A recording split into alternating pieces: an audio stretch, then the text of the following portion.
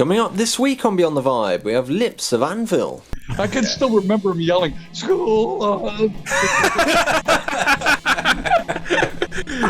That's going to stick with me tonight. I'll be asleep and I'll wake up like... You don't know this yet, but you're going to get fired.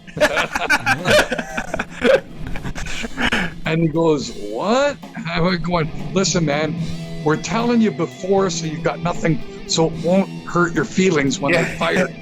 The first thing they did, they looked at our first album cover and they go, "How about no?" Hello and welcome to Beyond the Vibe, the show that cuts deep into the world of music. My name's Aaron Day, I'm UK guitarist in Derby band These Wicked Rivers, and I'm here with the wonderful, the splendid, his music videographer and photographer, Mr. Ryan Vasey. Yes. I felt like I could see the end of that sentence in sight, and I just started to trip up, but I got over the line, and that's all that matters. How are you, man? Oh, I'm doing alright. We've carrying on, aren't we? Yeah, and, you've let me out the cupboard this week, haven't you? Yes, well, right, now, a couple of people messaged me with a few theories of what happened last time. They all could be true.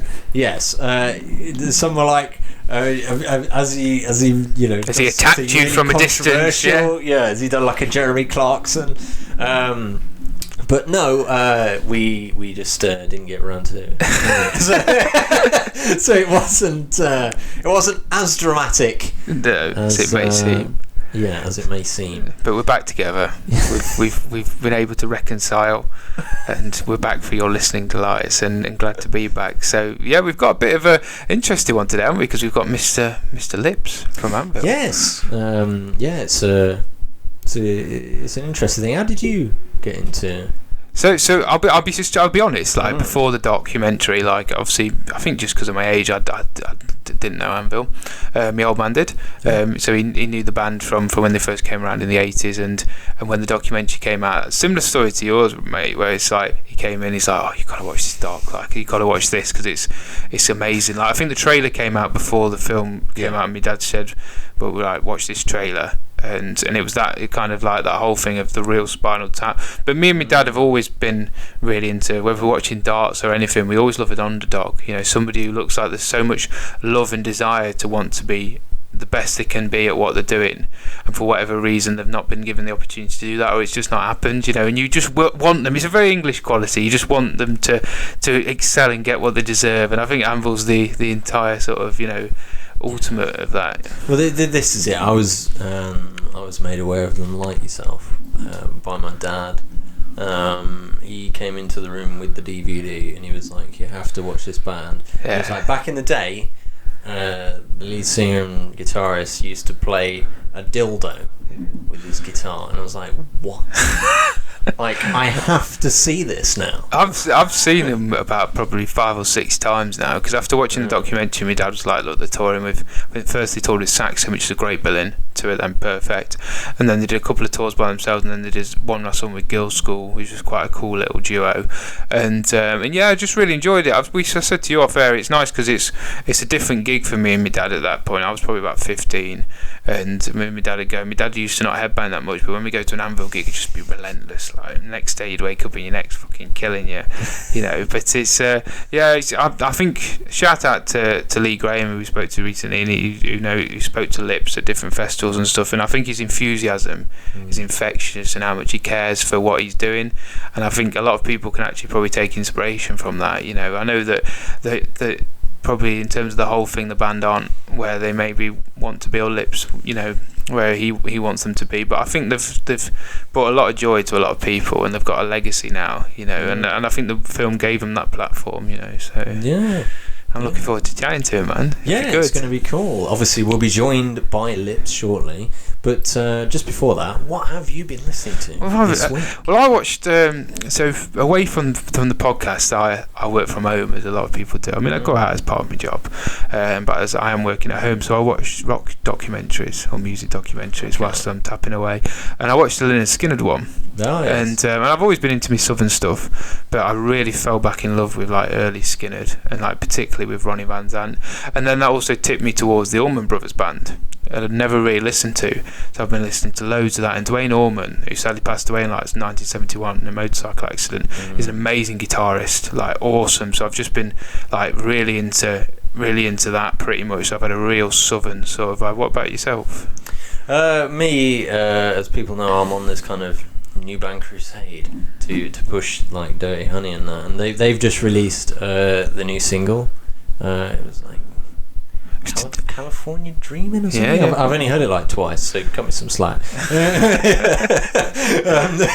But yeah, I was really digging that. I love the music video for it. They seem to do everything right. Big Aerosmith vibes, particularly that riff. It's straight out of the Joe Perry songbook. Yeah, it's very Aerosmith, but I like it. I think it's just cool. Yeah. They're one of those bands that's just like, you know, you hear like one track by them, you know what they're about, but like there's just a continuous quality. Yeah. And there's strong output every time. I'm looking forward to a full album by them, because obviously they've just had the EP at this point. You know, they've really made waves with that, so I think it'd be cool. Yeah, I'm looking forward to seeing the album. I think it's this is just the start of that kind of tease. So we'll see where that goes with that. So let's get ready to speak to Mr. Lips from the band Anvil. So we're here with Lips from the legendary Canadian metal band Anvil as they look ahead to celebrating finally touring around Europe in support of their most recent album, Legal at Last. I mean, me and Lips were chatting about it sort of before the interview started, because you guys were you were touring in the UK, and then that got cut off because of COVID, and then you got COVID, didn't you? Yeah, I did. They gave me a going home present. yeah. And I slap on the ass for the UK for Lips back to Canada. Yeah, here, you take this with you. You're going to need it. Bless you. It's okay, man. It doesn't matter. It was what it was, and I'm fine. So what the hell? Yeah, this is it, isn't it? Like the other 98% of people. What the hell? So what we like to do on the show is we like to kind of go right back to the beginning with people and find out their origins. So let's go back to the beginning with yourself. What made you want to become a musician in the first place? You know, I immediately had an attraction to the look of an electric guitar. The first time I saw an electric guitar, I couldn't believe what I was seeing. It's like, wow, what is that? You know, it's like, I don't know, I couldn't have been more than maybe 7. Mm-hmm. And then, of course, by the time I was about 8, I guess, and we're talking anywhere between 63 and 65, I became completely aware of music. You know, and I guess by 65, the Rolling Stones were my favorite. That became my favorite, and I, very, very quickly, what it became to me from that point on at such a young age was lead guitar. You know, the twangy stuff, the really trebly stuff, and being able to noodle and play you know, fast and stuff like that. And some of the first and riff music. I mean, those are the places I hunted for all as a kid. You know, and where did the guitar come from? Well, my dad was a tailor. And the guy who ran the music shop 2 doors away came in for a rental for a tuxedo. And so my dad said, well, you know, you got guitars, I'll trade you the rental for the tuxedo for a guitar. And the guy goes, okay, done. It's a good deal. What was your first guitar, Lips? It was an electric guitar. It was a Japanese-made electric guitar, and very soon after we got it, of course, it was like trying to play with fucking barbed wires, right? But we learned how to turn the bridge to bring it down so that the strings were closer to the neck. Cool. But then it wasn't till about 6-7 months after we had the guitar that my older brother's university buddy play guitar, and he told us, listen, go to the music store and buy a banjo, the thinnest string you can get for a banjo. And he said, then move all the strings on your guitar back one. And then the string that you bought, the banjo string, use it as your high thin string. Right, that's interesting. So that's what we did. And it's like, wow, we got light gauge strings before they even made light gauge strings. Fuck. You invented light gauge strings, man. This is. Well, I don't know. It wasn't. It was the university student that told me about how to do that. So we did it, and it was like, holy shit. So now and then of course from that it was, now you could bend strings, you could vibrato, everything that comes with lighter strings all of a sudden. And then what I found out many years later, of course I'd been playing for I don't know, maybe 20 years by the time I had heard this, but I heard that Ritchie Blackmore was doing the same thing in the 60s. Oh, so cool. It's like, wow, how about that? We'd never know that. No, that's really. And I guess cool. that was the kind of the secret of the 60s, was to move your strings back one and get a banjo string for your high E. I'll have to try that. Well, I don't think you need to do that. You just go and get. They've got gauge strings now, don't they? So I believe the roots of Anvil kind of came from very early on, obviously between yourself and Rob being friends at high school. But the official line of the band didn't come until 78. So it was kind of looking back. What happened during those years whilst you were laying the foundations of Anvil? Well, it's interesting. I had a friend who I'm still friends with that I met when I was 3 years old. This guy Gary, and Gary is a great musician, and we learned together from the time we were 10 years old till I moved when I was about 17 and met Rob. And it was basically only about 3 or 4 miles apart from where I used to live to where I moved. So it wasn't a big deal to still go back and forth. So what happened initially is, in those first bunch of years, Gary and I tried to make bands together, right? We always tried to put something together, and if it wasn't with Gary, it was with my friend Bruce, and we had bands that were, I don't know, pretty rough in a certain sense. They're the kids in the neighborhood, right? That's how you start out, and you play at your junior high. Like some of my first gigs were with Gary playing at my junior high in the gymnasium at a school dance, right? I don't. What was the band's name? Truck or something like that. we're heavy. We'll just call ourselves Truck. Right? So, I love that. And then I guess very shortly after, by the time I did move, I moved into the other neighborhood. That's when I met Rob. I started walking by his house, like I said in the movie. There was a guy playing heavy drums down the basement. I'm going, who the fuck is this guy? And then there was a guy that was in my biology class that invited me to a jam with the guy that that was making the noise on the corner, right?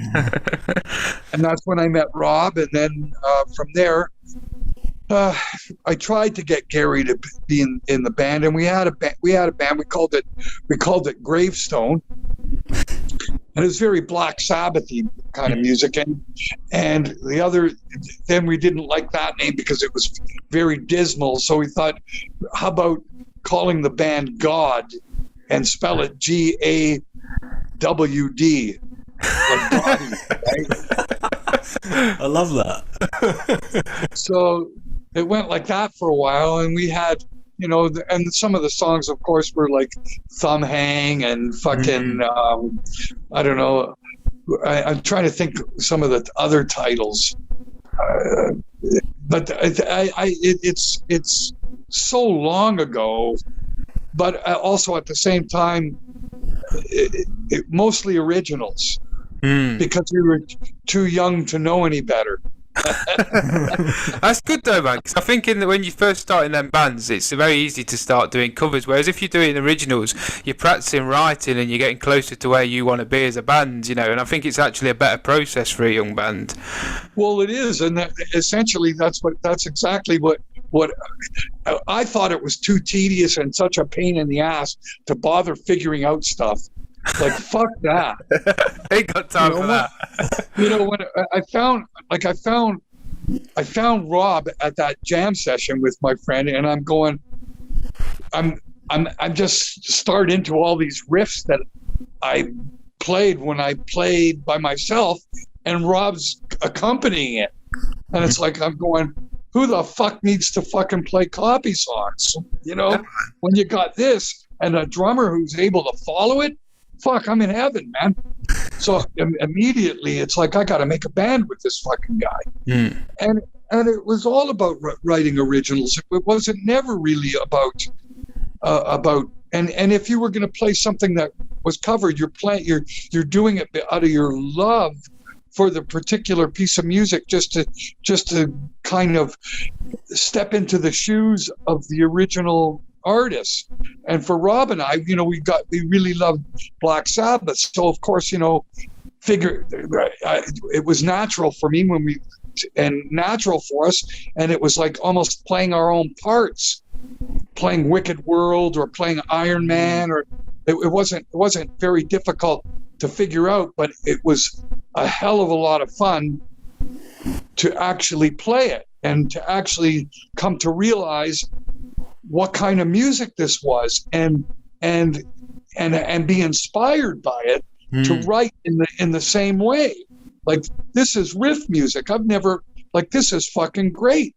So it's like, okay, now that it opened up a whole myriad of things that I could come up with and play with Rob. It could be songs that sound like Iron Man but aren't. No one else is doing this, you know what I mean? So I'll just make up another one that's like that. And no matter what you do at that point in time, it's going to be cool and fine. So we had a whole massive repertoire of songs that you know, A Dream's End, I Can See. I mean, some of the titles, Piss Pot Pete. I love that. Which was a blues progression with a down. One of those, you know what I mean? But it's just some of the stuff that I can remember fiddling with and writing. And this is all really previous to the lineup. You know, this is in the years before we started really doing it in a serious. This is during school. Right. Okay. This is when I was skipping off my grade 11 and 12 classes to go do it. What point did What point did it change then, Lips, for you guys? Where it's like, right, we're gonna go out and get we're gonna form a proper lineup. Was it when you had that collection of songs that you thought were like Anvil songs? Well, what happened was, at the end, by the time I finished grade 12, the summer of grade 12, Rob got fed up. Like, he was in 2 years younger than me, and he quit school in grade 10. Fuck. And he joined a bar band that did you know, Free, what other songs? Wishbone Ass. The more laid back rock, right? But here's Rob at fucking 15, 16 years old, going out on the road with guys that are 20 years old, right? In their 20s, and playing bars when he's not even old enough to be there, right? And during that period of time, I went to a year of college and took cinematography and photography and stuff like that. So but hating every second of it, because I'm going, why am I here? I should be on the road with Rob. He's got the right idea. And Rob would come home from the road, call me, and we'd go to this variety store in the basement, and that's where his band was set up for rehearsal, and we'd write songs. Write some more songs.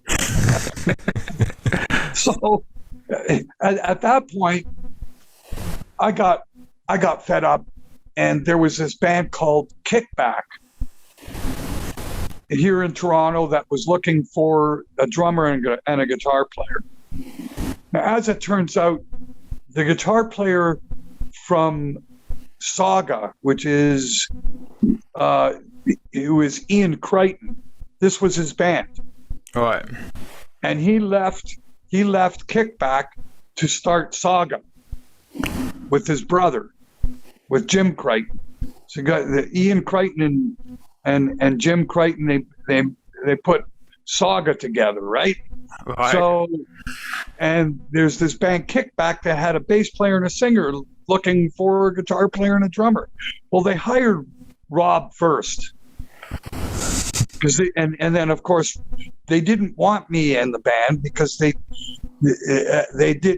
bass player for some reason had, because I'd come down to the gig, I don't know, 2 nights before that Rob showed up, and he goes, "Oh, that guy, I don't know, man," because I'm telling him it was with such fucking, I was demanding the gig. Like my come on was not like normal, like somebody, "Hey man, you might be interested in me." It was like, "I'm your guy because you're going to hire my drummer." Anyway, so they have me come down, and of course Rob and I start into the fucking songs when some of them are like a School of and Bedroom Game, and they're going, their jaws drop, and they're going, "Okay, you're right, you were the guy." Especially bringing songs like that. I mean, School Love's a fucking banger, and I imagine that probably blew the socks off. Their jaws dropped. They're going, "What the fuck? What the fuck?" Like, but I knew the guy didn't understand when I said to him, "Dude, I'm your guy. I got tons of fucking songs. The drummer you've already contacted is my drummer. So you're going to hear about me anyway. I'm just here to introduce myself." But basically is what I did. And the guy decides he doesn't fucking like me. It's because I it's not ego. It's what it is when you know what it is, what you are, and the person's looking for, "I'm your guy. What the fuck?" Don't waste your fucking time, okay? Don't bother wasting your time. I'm here to introduce myself. I'll be down, like, I'll see you on Tuesday or whatever, right? It's like, whatever. But the guy was like fucking a bit obstinate. And then, Rob's buddy, who's my friend, starts fucking going off. "You have no idea what you're fucking blowing off, man." Anyway, what happened was they had a singer in this fucking band, this guy, David Jensen. And this guy was about a good 6'4", maybe 6'5". Really, really thick blonde hair, right? Long blonde hair. He looked like a cross between Mick Jagger and Andre the Giant.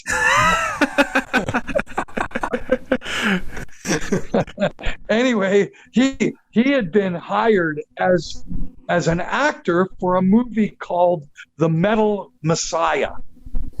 The movie never went anywhere. But it gave their band Kickback a real fucking, okay, they're making a movie, and this guy's the star of the movie. And anyway, as it turns out, we joined the band, and we're trying to fucking make a go of it. And I don't know, the singer is basically, it's all look. The guy's got zero fucking talent, like none. It's just, dude, you can act as a singer, but you're not a singer, right? Anyways, during the last show, of course, I learned 40 fucking copy songs in a fucking week, and it's like I'm staring at my guitar neck because it's like I got to pay attention to everything that I'm fucking doing because I've learned so many songs, right? So this guy comes up to me while I'm in the middle of fucking playing. And he starts punching me in the fucking kidneys. Shit. The singer. And his reasoning was, you're not jumping around enough. You're not putting up enough of a fucking show, right? What a fucking asshole, right? I don't understand how he thinks punching you in the kidneys is going to make you do more of a better show. Well, and I just, like, after that, the night ended, and that was the end of the band, really. Obviously, I mean, not because I want, but they were looking to get bookings, and they were trying to make a go of it with Rob and I in the band. But at the same time, the people that they were involved with are flakes. Right. You know what I'm saying? It's like, yeah, big time, man. Get us back playing in dumps, like whatever. There was nothing for Rob and I to lose because there was nothing there. Right. It was basically, and fundamentally for me, it was my excuse to tell my parents, fuck this going to fucking college. I quit and I'm going on the road. Mm. And that's exactly what that was. That was my exit out of college. That first step out into it. Yeah, I'm out of here. So after that happened, it became impossible to live at home.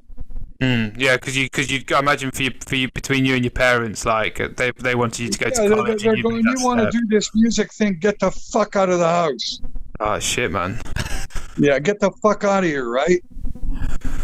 So it's like, okay, well then I go and get a job at a pawn shop, start working at the pawn shop. And then Rob and I started putting the band together, started putting the band Lips together. And that's like 1977. Right, so not far off at that point of you kind of at that transition when you became Anvil. That's right. Well, it was still a little while because from 77, then once we hired from ads in the newspaper, we met this bass player and we tried it, and he was supposed to be a singer, right? And this guy fucking didn't sing. It sounded more like a fucking howling. It was awful. God awful. But what attracted us to him is he was from Ann Arbor, Michigan, which is for us. Oh wow, he's from the States. And he was a draft dodger.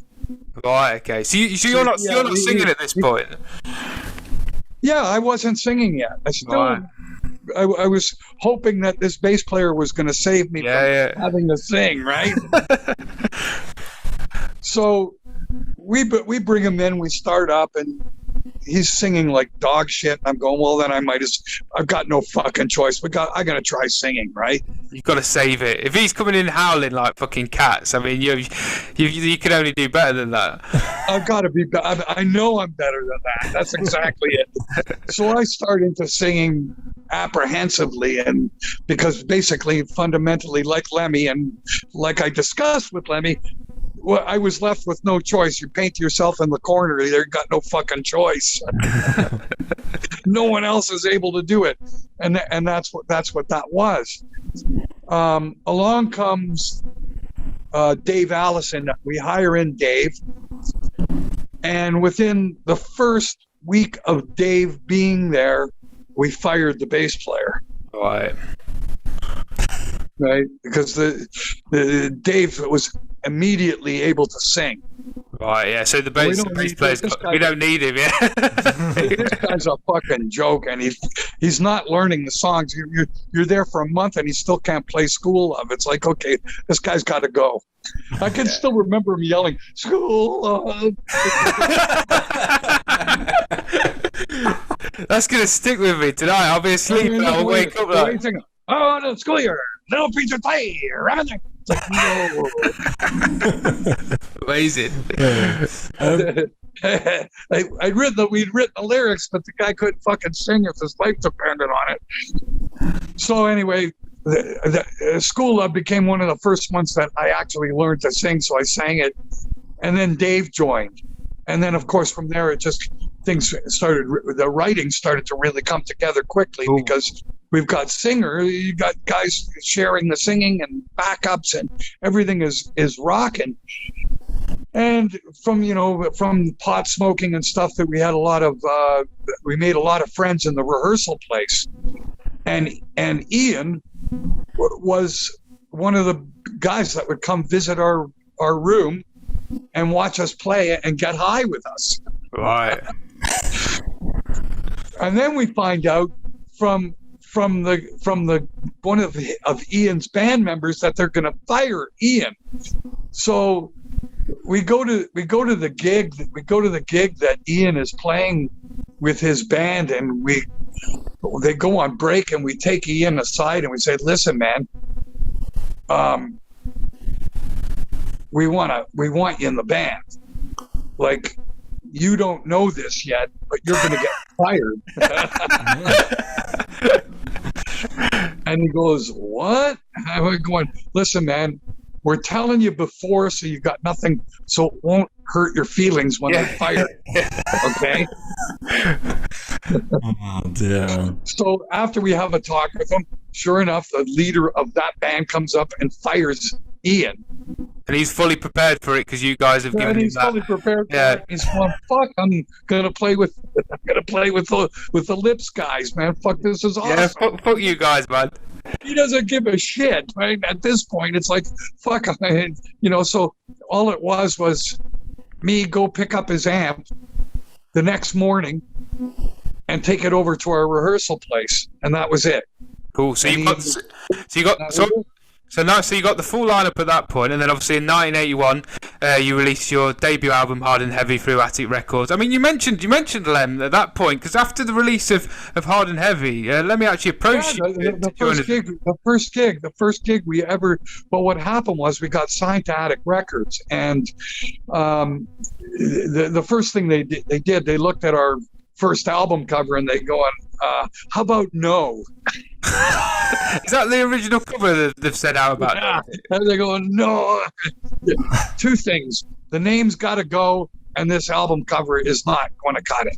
Okay, you can't. This is not. It's not the right. A lip print with the name Lips on it is not a heavy metal album. Right. It's 1981. That's not heavy metal. Okay, so guys, go back and think it over and come back. We had called the album Hard and Heavy.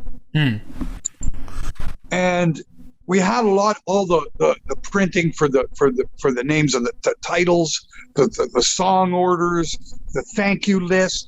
All the basic fundamental printing is all done on the first album. We printed the Lips album, but the thing is, it's going to be that much more of an expense to have this all typeset to put in to print for the real copy. So they actually could use. So they used the actual title, which was Hard and Heavy. They actually used the same typeset and just put it in a different color on the new album cover, along with all the credits. Everything stayed the same. So all that had to happen was the artwork changed fundamentally. And that's all that really had to change is just the artwork. And in doing so, of course, the Anvil logo appeared on the Anvil itself on the first album. And it was still called Hard and Heavy. And it came out. That's how it came out. And at that moment in time, of course, that the material that you're hearing there, it's like I said, some of it is from the kickback days, like School Love and Bedroom Game, were kickback songs that became Anvil song, or ultimately made it to the first album. So when they put out our first album and they called it Anvil Hard and Heavy, the album came out, and then we played a 2-show gig with Motorhead. Right. So there we were. The first show that we ever did is Anvil, opening for Motorhead. Great. Awesome first show. Fucking awesome. Yeah, man. And at that point, because obviously at that point, did Lemmy ask if you wanted to replace Fast Eddie? Was it in them early shows, or was that further down the line? That's 81. Right. That's 1981.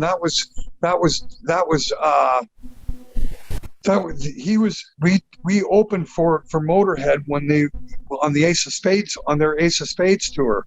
Oh, awesome tour for it as well. Yeah, I mean, fuck, no kidding, eh? Yeah, for you, the awesome way for you. I think because Hard and Heavy is a title, is the best representation. It's an awesome place to be hearing "We Are the Road Crew" for your first time in a live I can imagine. opening up for Motorhead. I'll tell you that. I can imagine, man. So, but I think we immediately, both bands immediately hit it off. I mean, there was a lot of camaraderie immediately for whatever reason. But Lemmy is just seemed like an older brother or something.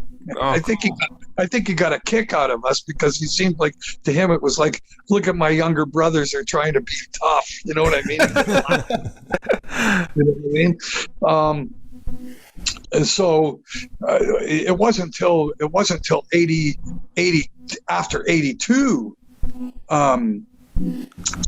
Motorhead were here for I gotta remember now, they had the Bomber with them. They had the Bomber light show, and they were in a big huge fucking venue at that point, and I think it was after Iron Fist. Right. Maybe it was the Iron Fist tour. Maybe that's what they were here for. It was before Another Perfect Day. Right. So it had to be Iron Fist. And did you release Metal on Metal at this point, or was this before Metal on Metal? Oh, I'm just telling you, now we're talking about after Metal on Metal. Okay, cool. Okay, so we had come to see Motorhead play at this big, huge fucking show, and something happened where Lemmy had a muscle spasm or something in his arm, and he had to stop playing. So what happened was Eddie Clark had a hissy fit and quit. Oh, fuck. That's actually what happened. That was that night. Wow. So even before they left Toronto, Lemmy's manager got on the phone and called Rob and said, quick, get Lips down here. And he's like going, I don't think so. We're in the middle of fucking recording. I doubt it. I don't think so. Right? And so that got nixed. So that's what that was all about. Right, okay. And fuck, was Lemmy pissed at me, man, at first. Yeah. And I saw him maybe a month later, and then he was like really pissed at me. And then another month later, a couple months later, or maybe it was already after.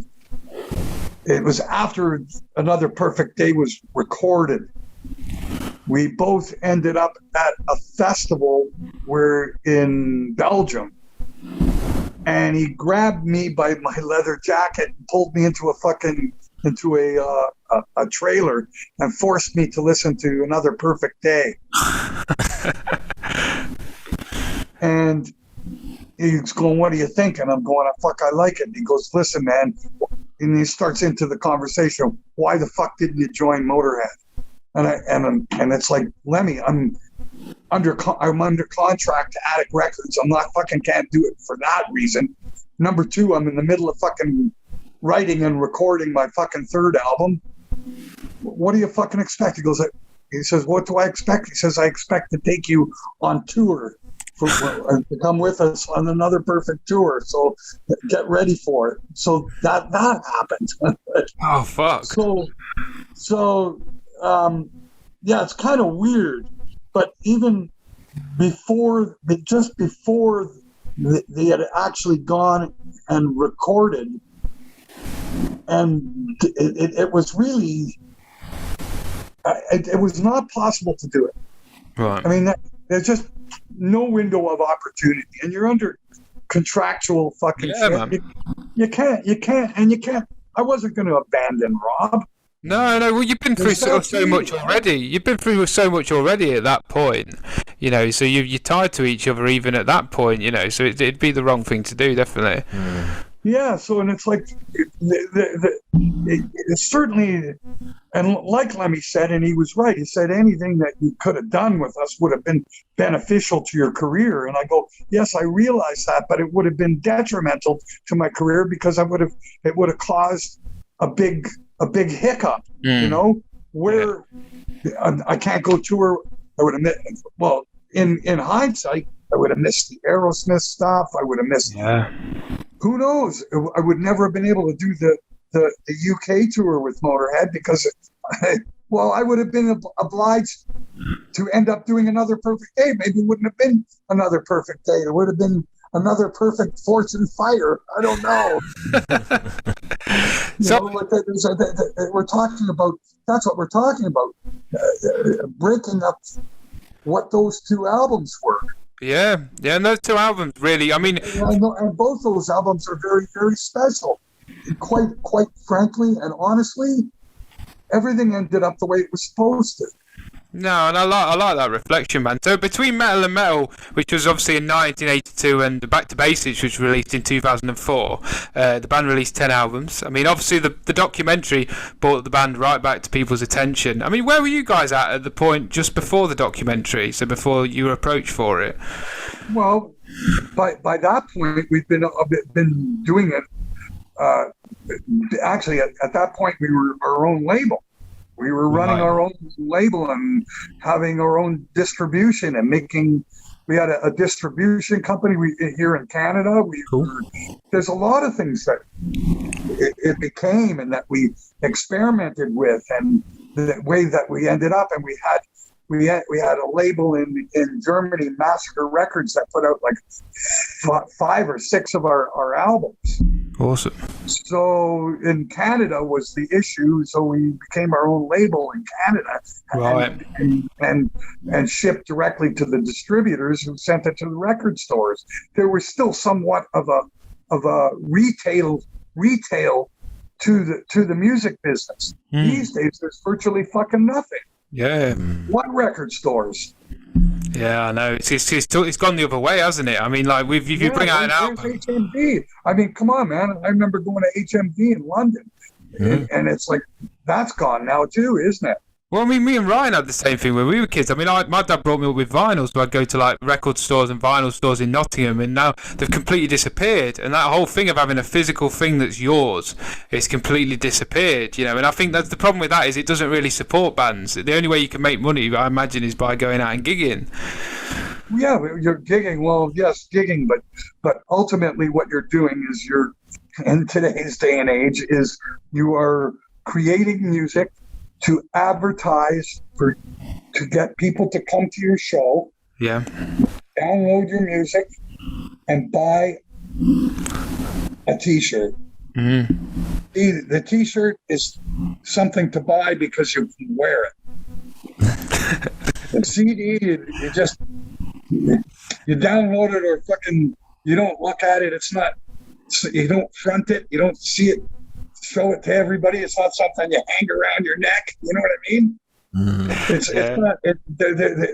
That's the thing about what it's come down to. It's about the merchandise. It's not about the music. The music is like financially. So there's no money in music financially. Mm-hmm. There's only the things that the revenue streams that come off of the popularity of that music. Yeah, man. Well, if we fast forward, so what you're hoping for is that people start listening to like crazy on YouTube, so that when you advertise, and there's lots of people at the show buying your T-shirts. Well, you seem to have got quite a good view count for your latest album. Yeah, so like Legal at Last, which was released in February last year, it was your first release with AFM Records, having previously done the last 4 with Steamhammer. What did you guys do differently like this time round? Well, ultimately, the way in which the record was actually released was much more professionally done. Cool. Like, and you don't realize the differences until you actually live them. So, in hindsight, you can say that, but I had no idea what the difference was going to be. I've been on labels in Germany for fucking years, right? Ultimately, in my opinion, I think they all generally do the same job or attempting to, but it depends on it, and a lot depends on who they've got set up to channel to. And some labels are better than others. And we're finding out that AFM is a little bit better connected, so that they're able to actually. It's probably distribution, and some of it is distribution and who does their recognizance for promotion. Right. Okay, that's interesting. Like, you know, who the person is in the office that's calling to get articles done on us, interviews, all the stuff like that. It makes a difference who they have as a publicist for their label. Yeah, in terms of the recording process, Lips. I mean, you're known for, obviously. I mean, I was thinking about it when you spoke about that love for the electric guitar, because I think you can't kind of beat that with a Flying V, because it looks like something that's fucking medieval. Do you know what I mean? I mean, you've got a signature October guitar, haven't you? In the studio, do you just use that, or do you take different guitars with you, or like what's the vibe? Well, generally, my October guitar is my main axe. I love the thing because it encapsulates everything that I want. It has everything that I want. But the thing is that you shouldn't be using one guitar and one amp in the studio, because if you do, you run into issues. Yeah, I can imagine. I can explain very, very simply why. When you use the same guitar that you use for your rhythm guitar, for your lead guitar, when you play your lead guitar, your rhythm guitar buries it. Yeah, because it's the same sound, isn't it? It's just they just collided. That's right. That's exactly right. That the essence, the core essence is exactly the same, and you got to make one really, really loud in order to be heard over the other. Yeah, I can imagine. And there's little tiny things that your ear doesn't hear, but they become very apparent only when you've recorded the stuff. Yeah, okay? yeah. And this is something that it took me years to learn all this stuff, but I'm just telling you what rules I follow for my own good. Okay. What's your main amp, Lips? Like when you I use for all my main fundamental rhythm tracks. It's a Fender Twin. Oh right, wow! I wouldn't have expected that, man. That's cool. Yeah, but I use a very specific distortion pedal, which is a distortion pedal that was made during the period of 81 to 83, I believe, by Tokai. Right. It's a DS1, which is really the same as, or a TDS one is what it's called, but it's really the same as the Boss. It's got the same. Yeah. The Boss DS1. Yeah. It's got the same chip. The orange, but the one from the 80s. Yeah, because I know the one they make now is shit compared to the one they made in the 80s, isn't it? Because I'm into my pedals, and I know that Boss DS1's cherished, isn't it? Yeah, well, they're completely different things. You might as well buy the Tokai because it's just as different. You know what I mean? I use that and a Boss EQ with a bit of bottom end turned up a bit. Cool. No, it's not. Like I say, I wouldn't have expected the Fender Twin, man. That's really interesting. Hopefully people listening as well will be interested in that. And so the Tokai DS1 and then a Fender Twin. And do you have the gain coming out of the amp? There's the amp is set completely clean. Right. No louder than number 3.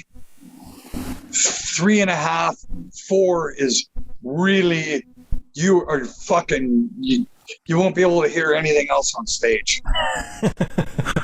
Too fucking loud. Yeah, they're known for having. They're open back. You can hear it everywhere, man. It's just fucking, it's ridiculous volume.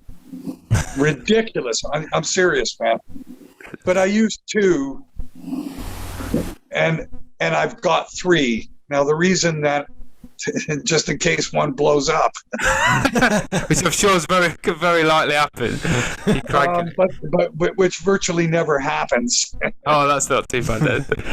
Fender amps are ridiculous. I mean, I can't remember the last time I maintenance the ones here in Canada. It's been a while. the ones in Europe, I fucked them. They got fucked up. One of them did, because it was in the tour bus driving through Norway. It was in a trailer.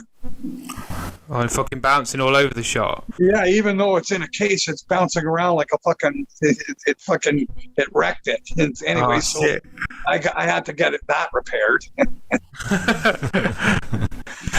But that's how that ended up. But they're great amps. I never really have problems with them. The thing about using a pedal board is I can use any amplifier as long as it can be clean. Yeah, that's the difference. That's the good, especially when you're touring around here, there, and everywhere. It means you haven't got to rely on anything. That's right. So I just bring my pedal board and I'm good to go. It doesn't matter. And usually they can rent me Fender Twins at every festival. Not a problem. And a standard twin, that's all I need. And it's I'm good to go. Perfect, man. Going back to the documentary, when you were first approached, what was your initial feelings behind it? Because we imagined that you've obviously got a lot invested in Anvil at the time, and you might be maybe a bit protective over it, or No, the movie comes as in a sense as a blessing of karma. When in 1982, when we played the Marquee in London, this kid comes knocking at the door after sound check, right? A 15-year-old kid. We're going, what the fuck? Okay, let him in. So he starts hanging out, and a really nice little guy, a really nice guy, right? It's like, and we had 2 nights at the Marquee. He goes, listen, man, tomorrow during the day, let's get together and I'll take you all over fucking London and I'll show you around. I'll take you to Carnaby Street and you can buy bullet belts and all that fucking shit. We're going right on. Okay, let's go. All right. Well, this kid that we became friends with ended up becoming very good friends with us, and to the point where we found out, of course, he had relatives here in Toronto, Canada, and he ends up showing up at my apartment. It's like, okay, and we nicknamed him Teabag. So it's like, okay, so we start taking Teabag on the road and as a roadie, and he's like 15, 16 years old, and we take him into the fucking up north into Quebec and all kinds of shit here in Canada, and he, of course, gave him the time of his life. And he was a drummer, and of course he's setting up Rob's drums. He becomes sort of kind of a roadie. And this was going on and off for 2 fucking years, right? Wow. Anyway, by the time he was 17, we lost touch with him for whatever reasons. And I didn't hear from him for fucking years. All of a sudden, one year, it must have been 2005, I get a fucking email from Teabag. I go, what the fuck? Where the fuck have you been, right? So I give him my phone number. So he gets on the phone with me. He goes, listen, man, I want to see you. I want you and Rob to come visit me. And I'm going, well, Robbo can't go anywhere, man. He can't leave the country. So he's got some problems with the law. So he can't go to the States. So I'll come visit you one day. And he goes, one day? No, you're going to come this weekend. I'm sending you plane tickets, right? Oh, fuck. What the fuck? Why? What are you doing, Teabag? He goes, don't worry about it. I'll send you. Give me your address. So the next fucking day, there's a fucking FedEx shows up with a fucking ticket on for American Airlines to go to Los Angeles. I go, what the fuck? I'm going to Los Angeles. So I get down to Los Angeles and I go out on I land and I go out on the fucking where people pick you up, and I take a look and there's this. I see this fucking maniac driving towards me, and it's Teabag, but he's not the fucking 15-year-old. He's a fucking 35, 40-year-old guy, right? Teabag's grown, man. It's a grown-up Teabag. So I like fucking laughing. I'm fucking, but he's in a fucking convertible Jaguar, right? It's like, what the fuck are you? What the fuck is going on, man? And why are you? How did you buy me this fucking ticket? What am I doing here, right? So I get in the car and he starts going, well, I says I've had a lot of really great luck, and I go, okay, well, let me hear it, and I'll tell you about. So as I'm finding out, he goes, I'm a screenwriter. I wrote a movie. And I go, what movie did you write? He goes, The Terminal. And I go, get the fuck out of here. I just saw that like 2-3 weeks ago. Yeah, shit. What the fuck? He's going, yeah, man, I wrote that movie. I'm going, are you kidding me? He goes, yeah, Steven Spielberg hired me to fucking as a screenwriter. I'm going, okay. And then he goes, and I go, what about what's this car? And he goes, this was Sean Connery's. I can't believe this guy used to roadie for you, and he's got the nickname Teabag, and he's driving Sean Connery's car now. Like exactly. And I go, okay, now what the fuck is going on, right? Like, what the fuck? You're a screenwriter you're a fucking. Okay, he takes me to of course, I mean, wow, okay, so the guy's like an LA fucking guy, right? And it's just like, wow, this is fucking unbelievable. So he takes me, that weekend we're just having a fucking complete fucking, it's just a greatest fucking time. So he takes me over to this guy's house. We're going to take you over to my friend Steve's place, he goes. It's like, so, okay, fine. So we go to this place on Malibu Beach, right? Of all places, Malibu Beach. Yeah. He takes me to some billionaire's fucking place, right? And I'm checking this place out. The guy's got fucking, lemon trees in his fucking front yard and shit, right? It's like, okay, so I go to the backyard. His wife is shampooing the dog, and it's this big, beautiful fucking spread right on the ocean, right? So I sitting out on the beach with his wife and his friend, like this friend and his friend's wife, and Sasha goes in the house with his buddy, right? So and he leaves me outside while his wife is washing the dog, and so he's having a conversation with this guy, and the guy's going, "Who did you bring to my fucking house?" Why is he watching my wife wash the dog? Yeah, like, who the fuck did you bring to my house, man? So Sasha goes, this is Lips from the band Anvil. Like the guy's close to 50 years old, and he's been trying to do rock and roll his whole life. He's got about 10 or 15 albums out, and the guy just looks at Sasha and goes, that's a fucking, you should make a movie about this fucking guy. Now, who this guy is Steve Zalian. Right. Steve Zalian is the guy that is the screenwriter for Schindler's List. Wow, fucking hell. Okay, so these are all Steven Spielberg people that I'm fucking hanging out with. Yeah. This is fucked up shit, man. It's like with Teabag of all people, right? Anyways, so but this is no, I don't realize that this stuff is going on. Like I'm out with a lady. Anyway, time goes on, right? A week later, I'm out at home. The phone fucking rings, and it's Sasha, and he goes, "Listen, man, I'm coming into Toronto. Come pick me up at the airport and take me to my Uncle Marty's." Now, I haven't been to Uncle Marty's in fucking 30 years, man. Fuck.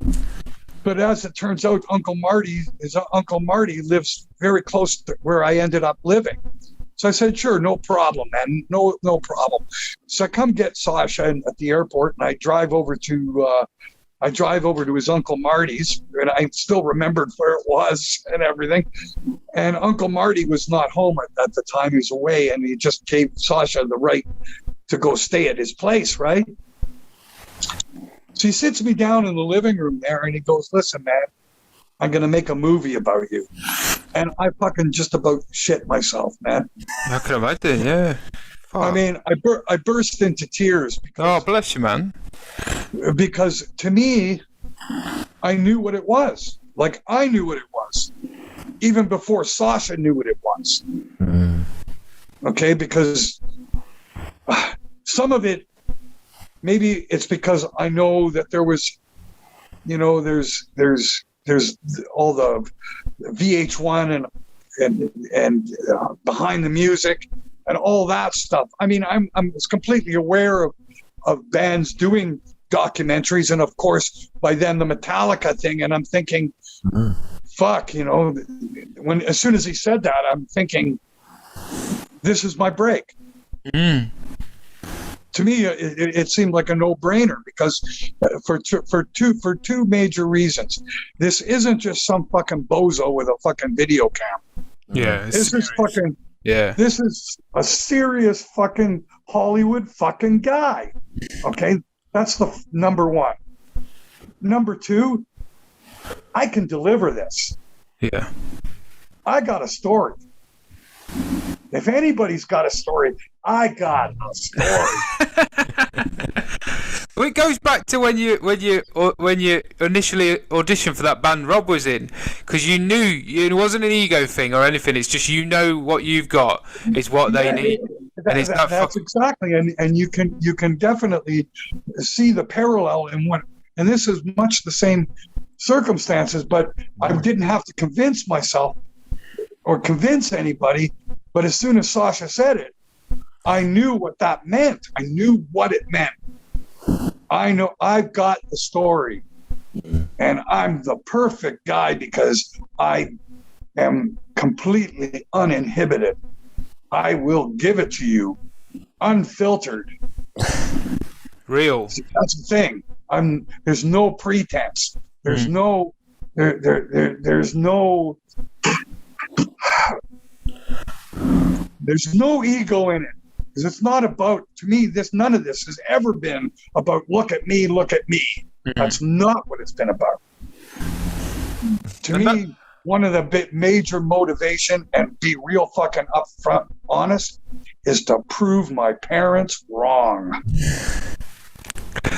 And I think the film gave everything that you wanted to aspire for Anvil and everything up to that point. Gave the perfect platform for that. I mean, me and Ryan were chatting beforehand. I mean, I saw you boys with my dad when I was about 15 after the film supporting Saxon, and obviously I saw you at Girls' School as well in the UK, and I think it just gave that platform for people like myself and Ryan who are obviously kind of younger fans whose dads had been into the band.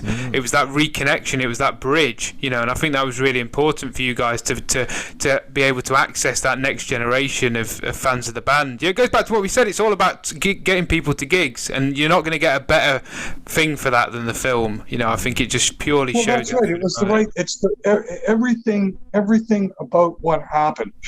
The film happened at a time when there's no other way possible for a band to make it. There's no infrastructure for a record company to ever make any difference for Anvil. Ever. And it's amazing that Teabag. So we got to, and the theory in my mind to make it so that I could make a living out of this is all I really ever wanted to get to.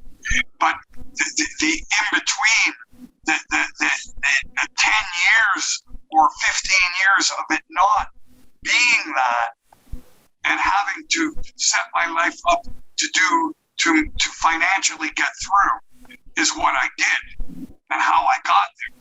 But my first initial thought and my first initial theory was, after the boat sailed in '83, and to quickly explain it, in '83 everything was set to go. Yeah. We got picked up by one of the biggest managers in the world as far as rock music is concerned. It was Ted Nugent's, Aerosmith's, Scorpions, Joan Jett. It was some of the biggest names in the music. It's David Krebs, Lieber and Krebs organization. They're interested in the band. We get tied up with them. They put us on 5 shows. Put us out with Aerosmith. The guy completely misunderstands what Anvil is. Mm-hmm. Completely misunderstands what Anvil is. But that's besides the point. Right. But also at the same time, we've made connections with Johnny Z, which is Megaforce Records, Craze Management, the people that basically discovered Metallica. So anyway, we have Johnny Z and we've got David Krebs interested in the band exactly at the same time. So you've got a choice between somebody who is running a record store out of a flea market, or you've got David Krebs, who's managed Scorpions, Ted Nugent, and Aerosmith, and not only that, he's putting you on tour with Aerosmith. Yeah, massive. And saying he wants to manage you. Where are you going to go? You're going with the guy who's putting you with Aerosmith. Yeah, man, of course. But at the same time, this same fucking moron is, and I gotta be as fucking blunt as I can be. I come off stage and he goes, "You shouldn't be playing songs like 666." At that point, he's completely misinterpreted the whole. Yeah, it's like, dude, it's like you've mixed meat and milk together and given it to a Jewish guy.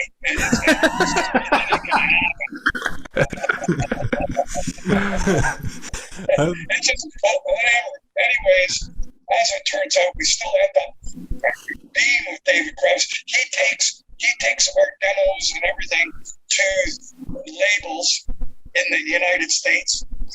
And the first thing that the labels in the United States go, "We want the first 3 albums." But the first 3 albums are already signed, sealed, and delivered to another label. Yeah. So the label in Canada, David goes to the label in Canada. "Can you give me those records?" The guy goes, "Sure, but it's going to cost money. I'm not giving you the rights for free. Like they cost me money. I'm not giving you for free." And the labels, so he goes to the labels in the United States. Well, the guy wants, a certain amount of money each. They're going, "No, we want them for free. And then we'll use the money that we make for that to go against paying for the Anvil's new record." Right, okay. So it's like, you want to use my first record company's money to pay for the record that you're going to make money off of. Yeah. Yeah, that's bullshit. That's bollocks, man. Well, that's right. So that's exactly what happened. Bollocks. So David Krebs, figuring he's going to get ahead of the whole fucking thing, he gets us dropped by the first label in all this hell. Everything is going on, including this. So he gets us dropped, and now we've got no record deal and no way of getting another record. Oh shit! 4 fucking years, man. I mean, I bet that was a fucking sight to say you were there. 85, 86, late 87. We finally get a record. Oh fuck, man. Yeah. Yeah. Difficult. But it feels like you're in a good place now. Do you know what I mean? I feel like with the film and obviously this new label, you know, and like Well, that's what I'm saying. And then as it turns out, you know, if the history didn't play itself out in that way, what story would there be to tell? Yeah, that's very true. It's a great way of looking at it because you've it's the only way to look at it. The only way. No, because, and this is the thing, people go, and then, you know, after the movie, and of course, we haven't stopped working, and it's been nonstop fucking success, really. And people go, all your success is because of the movie. And it's like, the survey says, wrong. No music, no fan, no movie. Yeah, 100%. And the movie's real because you've lived it and you've done that time. It's not like the movie's not. It's an actual replication of what you've been through. You've worked. The movie isn't necessarily what sweetens the audience towards Anvil. It's the fact that of the kind of movie that it was. It was made by a fan. Yeah, man. It wasn't made by a conglomerate with no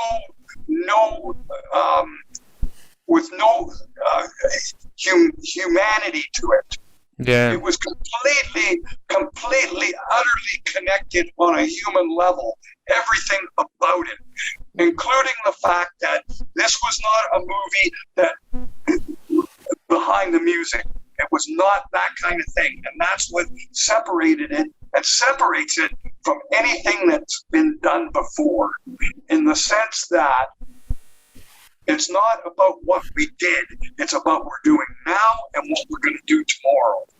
And that's what's different about the Anvil movie than about everybody else's movie. It only talks about our history in the first 10 minutes of the movie. Yeah, it's true. Yeah, is everything else. No, so I've never thought of it like that, and I think that's a really good way of looking at it. You're spot on. Like you're completely right. It's about where you are at that point and where you're moving forward to. Well, that's what makes it interesting. People already know your history. Yeah. They don't. And for those that don't, you can sum it up in 10 minutes. Now get them interested in who you are as human beings, and let's go on a journey. And that's what that movie was. And it was explained to me before the first thing was shot. So I knew exactly what the fuck was going on from the first moment, and I realized that everything I was doing now, as this is happening, is what's going to make the difference for tomorrow. It has nothing to do with so much as my history, but everything that I can do right now is what is most important. So Sasha says to me, you need a tour.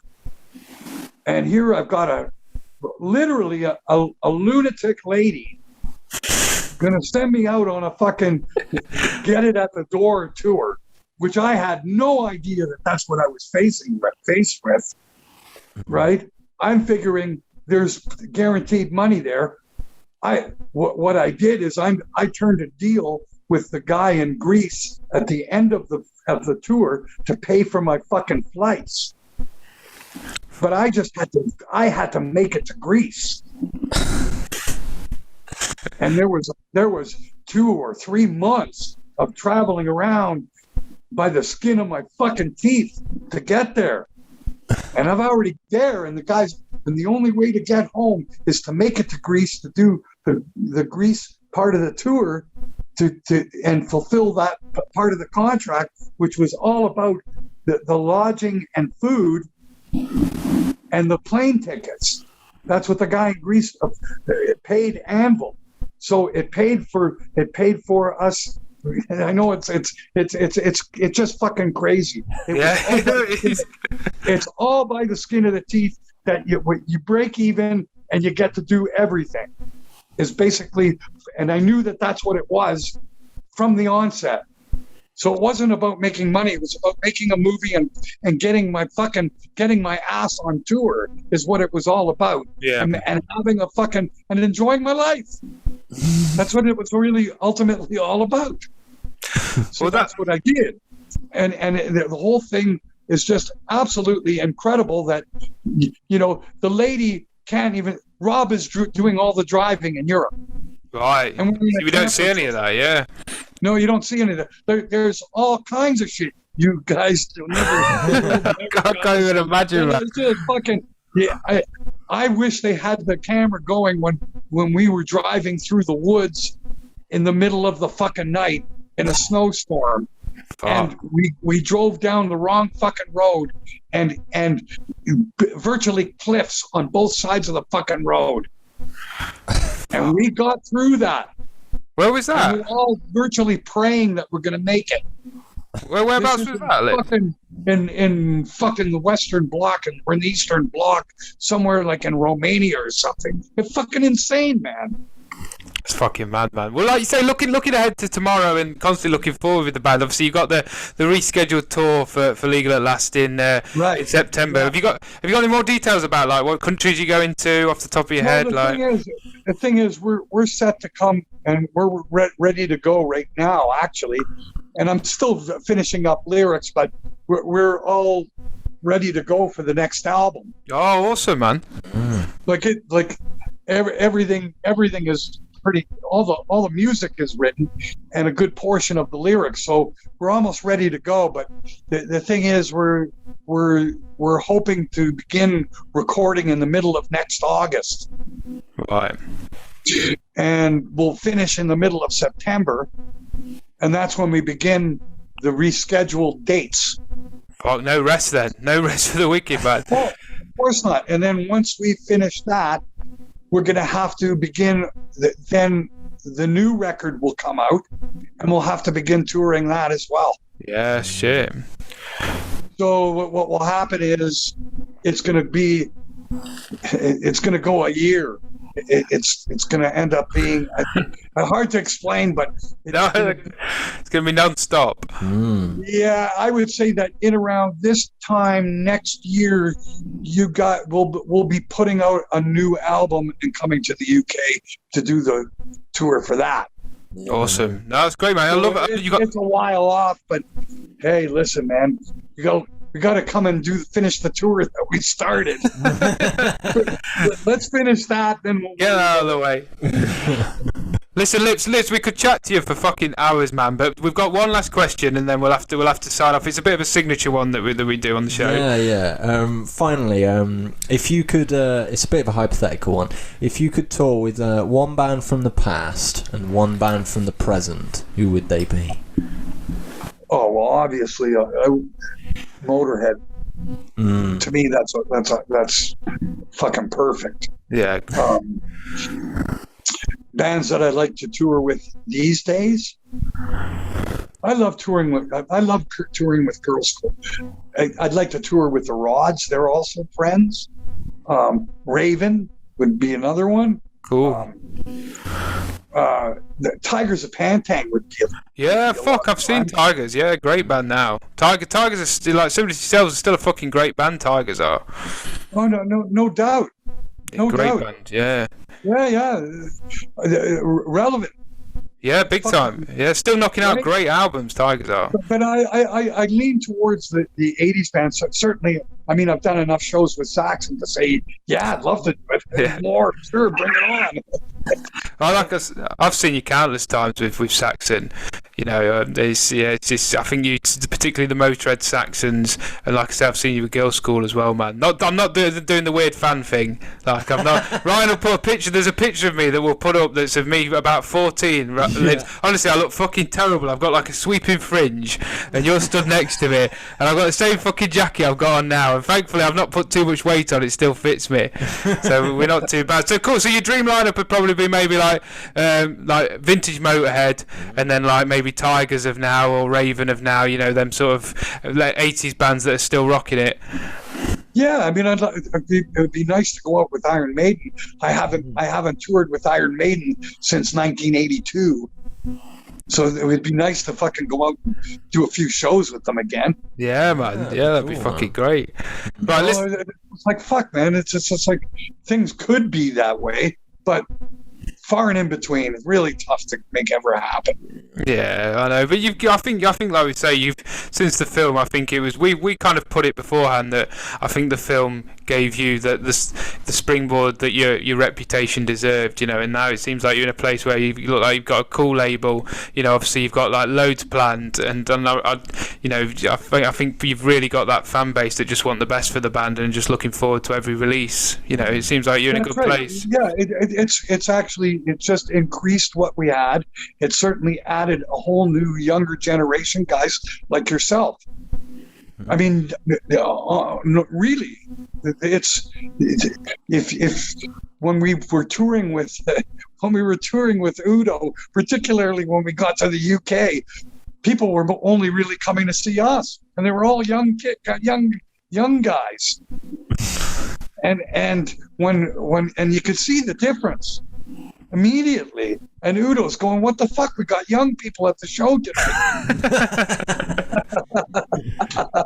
Lips, thanks ever so much for your time, man. It's been fucking great chatting. Like we'd like to say, you could chat for hours. And when you come over for the tour, we'll have to link up and we'll come and do a face-to-face interview or something and have a check-in, man. We'd love that. Absolutely, man. So whereabouts are you guys? You guys are... No, we're in Nottingham. We're in Nottingham. Okay, yeah. So our local's Rock City. I think that's where I've seen you and the boys with Saxon before. Yeah, I think I played Nottingham with Saxon. Yeah, I think yeah. I mean, we're not too. Nottingham's not too far from Sheffield as well. Like I think I saw you in the academy with girls' school, so we're not too bad. We're kind of in the middle, so we're quite close to everywhere. But yeah, we'll have to link up again, man. Because it'd be fucking great to see you. Thanks for your time. Appreciate it. Yeah, no problem, man. Lovely to talk to you guys. No, appreciate it, brother. I think it's always difficult when you chat to anyone that you've kind of, I don't know, I mean, I've seen Anvil quite a few times. Obviously, the documentary, you kind of fall in love with the whole story and the journey of it. But I really felt like that came across well with Lips. I felt that he was exactly the same as he was in the film, and it meant a lot to me. I like the fact that he was the same guy, and there was that enthusiasm was still there, and I think that he's still got so much that he wants to do with the band, and I admire him for that. They're not done yet, and I'm just so glad that the documentary gave him the platform to keep doing that.